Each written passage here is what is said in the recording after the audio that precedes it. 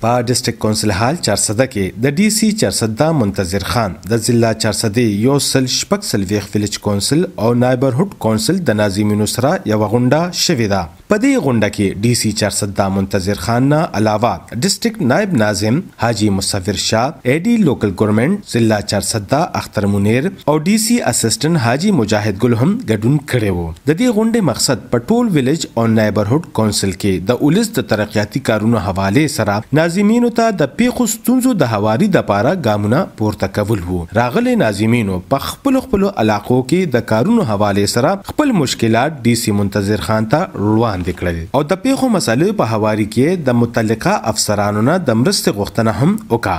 ډي سي چارسدہ منتظر خان، ډسټرکٹ نائب ناظم حاجی مصور شاه او اعلی لوکل ګورنمنت اختر منیر د ټولو ناظمینو سوالونه وریدل او بیا دوی ته د پیښو مسایلو د هواري دپاره یقین دهاني هم ورکړه. السلام علیکم.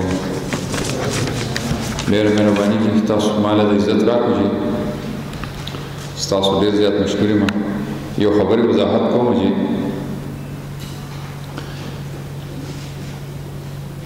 لکه چې تاسو ټول په دې خبره پوهېږئ چې زموږ دا نظام د څو ملکونو د نظام نه کاپي شوی نظام دی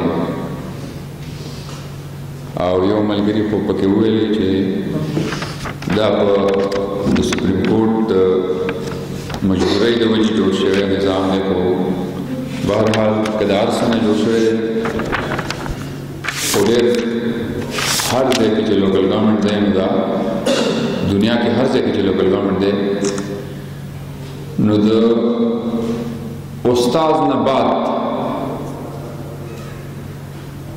په ټوله دنیا کې د هغه عزت د ټولو نه زیات دی چې کوم د لوکل سسټم خلک دي، د لوکل نظام نه خلک راغلي، د استاد نه بعد د ټولو نه زیات عزت د هغه دی، د سینیټر او د ایم این اے او دا عزت وروسته دی او د لوکل ګورنمنټ چې کوم نمایندګان دي د هغې چې څومره د دنیا ته خلک تللي دي هغې لیدلي دي نو د ټولو نه زیات عزت چې دی نو دا د هغې دی.